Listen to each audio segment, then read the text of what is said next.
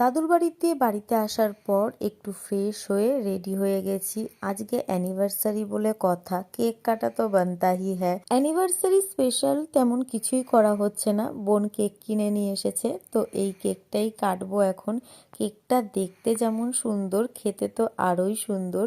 আমরা এখন কেকটা কেটে নিচ্ছি বাবিনের সঙ্গে। Happy anniversary, happy anniversary.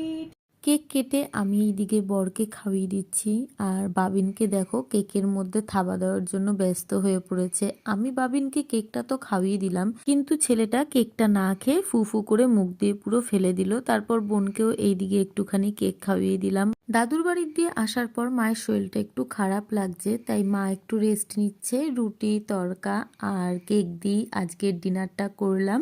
আজকের মিনি ব্লগটা এইটুকুনি। দেখা হচ্ছে তোমাদের সাথে আমার নেক্সট মিনি ব্লগে। টাটা।